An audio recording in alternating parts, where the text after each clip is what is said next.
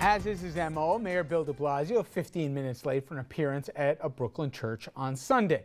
And it took him another 11 minutes to voice his support for State Attorney General Eric Schneiderman's re-election bid. De Blasio took his time to talk about all of his accomplishments: universal pre-K, paid sick leave, stop and frisk ending it, before finally, backing Schneiderman, the whole point of the event. De Blasio said that every single time Schneiderman will do what's right, progressive, regardless of political consequences. And I seem to remember in Tampa, where Mr. Whitman was covering here at the convention, Mr. Christie took a while to get around to actually acknowledging that there was a guy by the name of Mitt Romney. It was his convention. Yes.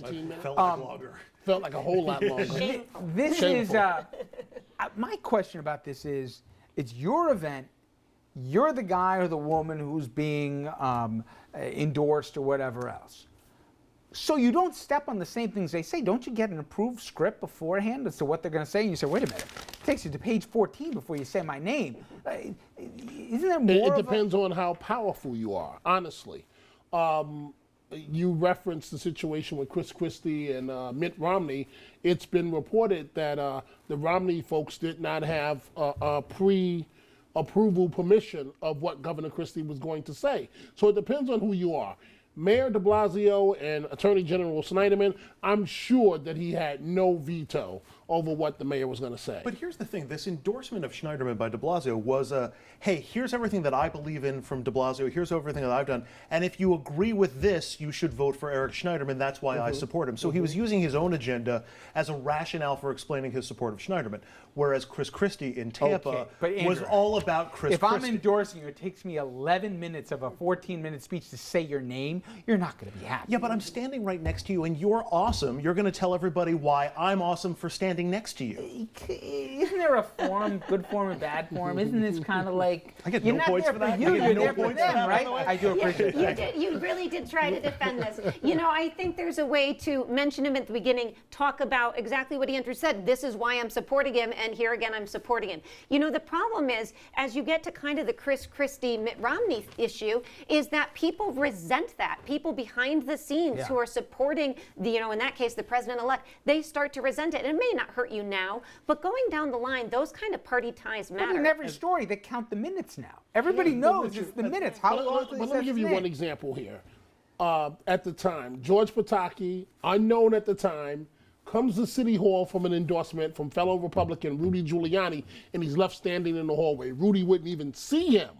So it depends on who you are, how much political power you have. And, you know, I kind of agree with Andrew that maybe he was going through his litany of his accomplishments and saying the Attorney General agrees with all of that. Yeah, that's one way. I'm with you. I'm with you. De Blasio could have been talking to an empty chair. It could have been worse. So. Universal pre-K. All right. This weekend, Governor Cuomo, he also kicked off his first tour of his re-election campaign. He stood alongside his running mate, Kathy Hochul, as they pushed for issues like abortion rights. And the tour was not complete without their bus. And right on the side of it, for all the world to see, it was titled Women's Equality Express. You couldn't miss it. Both sides of the bus in big red, white, and blue letters. Wrapped in a blue and white pink design, also I should mention, is Hochul passed out cookies to people on board. Really. Women's equality, and there she is, and she said, right, Andrew, this is the LG's job, right? This is what Governor Cuomo told me was the LG's job. Yeah, this is what I'm supposed to do. Hopefully he didn't make her wear an apron. I mean, oh my God. Yeah, it's absolutely frightening. And as you're saying her name, I'm thinking, who? Because we don't hear anything about her. I mean, she's very popular upstate now. She's the cookie lady. Send her up and down the bus passing out cookies on the women's equality tour. Did she have an apron on?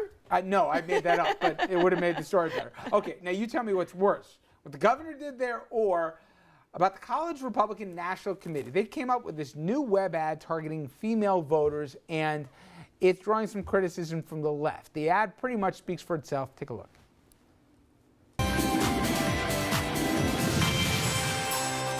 Budget is a big deal for me now that I just graduated from college.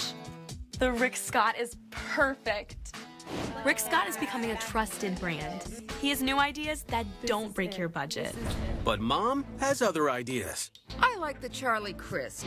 It's expensive and a little outdated, but I know best. And don't forget, the Charlie Crist comes with additional costs. There's over $2 billion in taxes, $3.6 billion in debt, and 15% tuition increases. But I'll be paying this off for the rest of my life. We cannot let her walk out of the voting booth like that. Mom, this is my decision. And I see a better future with Rick Scott. Sometimes it's hard to let go of old styles, but it all worked out in the end. That was interminable. But Jeannie, this 2014, here you are looking at those bright, eager, young faces, poli-sci students here. What's setting what more back? Pass out cookies, woman, or that's our thing? Let's get that dress on here and vote for the Republicans. It's hard to choose. And, you know, this is part of what the Republicans have been stumbling on. I mean, you look at the polls, and there's just this enormous gender disparity. I can't believe that. I thought that was a great polls. idea, you know? And, you know, this is based on that show, Say Yes to the Dress, and you've got the college Republicans, the national Republicans, obviously, putting out an ad like this. And what's frustrating is they are not responding to the concerns of real women on the ground. And this is only one of several ads that not only the national Republicans, the collegiate Republicans, but the GOP has put out trying to target women, which have really been big fat losers for them if you look at the polls. If you want to know what women are thinking and you want to appeal to them, talk to them and they will tell you. You don't need them passing out cookies on a bus, certainly, but really you don't need to show them in a dress shop either to appeal to them about a governor's race in Florida. I mean, it's the height of frustration. Richard, you know? I'm not defending that. Before I'm Dominic! Careful. But before, She's on your side of the table. Before I'm under attack. They put me here, Dominic. I'm with you, Professor. But I will say this. Remember, this is the Kim Kardashian generation. Half of the country doesn't vote. And so there are a lot of people, I know we pay attention to politics, but there are a lot of people when political ads come on TV, for men, it's like when the feminine products are advertised on TV, you know what I mean? We just ignore them. So a lot of your face is turning. I'm just hoping you're getting somewhere quickly, yeah. And so, okay, getting someplace quickly, they're trying to connect with voters that don't normally vote. Okay, but in the process, you're trying I not tried. to insult And them. I you want tried. to turn them off. You don't want to turn them off. But they got a TV show about that called The Dress. Say Yes to the Dress. Oh, Dominic, he you haven't seen DVRs it every week. Are you kidding me? Oh, come on. All right, Jeannie, the number of political legacies around the country who are running for office. We talked the Bushes. Will Jeb get in? Obviously, Hillary Clinton on the Democratic side.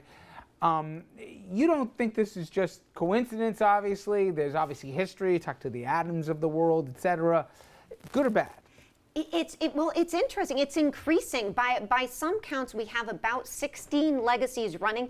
There are, by some counts, 33 to 36 legacies in Congress right now. So, yeah, I mean, you see this in all businesses. Teachers, police officers, you know, maybe one of your children will be a TV anchor. Follows into the footsteps, right. But in politics, it has really become something, and, you know, most of us think there's a lot of reasons for it, but one has to do with the way we run for office. As parties weaken, voters who don't have a lot of information because they're busy have less cues as to who to vote for. And names really give you, famous names really give you that edge in terms of fundraising and in terms of giving voters clues. So we see, again, about 15 legacies out there. Carters, Bushes, you know, you can look right down the line. You know, Landrews. It's fascinating. Udalls. Haven't we always sort of been like true. that, though, as a society? I mean, our second and sixth presidents were second and sixth, second and fifth. The Adams. You know where I'm going. But there's something of a legacy of that in the There U.S. is, but what we're seeing looks to be, and again, they're doing research on this, an increase at not only the national level, but the local level as well. So where you have, you know,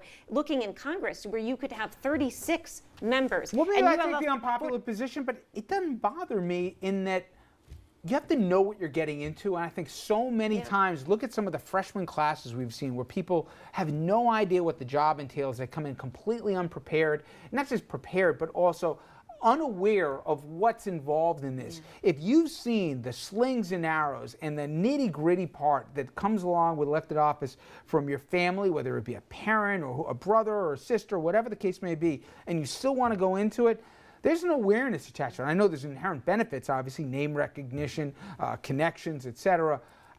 I don't think that's a bad thing. That's fair, though. But are those people growing up in a sheltered environment where they don't necessarily can't really relate to the difficulties that average Americans are having? I mean, if you're in a political dynasty, odds are you haven't lived the typical American experience. But think about who's running for office, Andrew. I bet you if I had to bet money, the person who is a legacy candidate has lower net worth than somebody else running and getting a nomination from somewhere else who's probably come from the corporate Yeah, world. but there's a difference between net worth and being sheltered from some of the experiences And and the we difficulties should that say, people have to just go because through. you get in, there's an advantage to getting your name out there, but it doesn't always work. Look at Quayle. We almost had a Cheney run, and she had to pull out because it was a weak race. So it can get you what you need to get over the hump, but it doesn't necessarily keep you It there. may not help Bush this time, Jeb, with the last But name, it's right. helping the other Bush down in Texas, who's doing very well. So, it does have the benefit. By the way, what's it called? The land?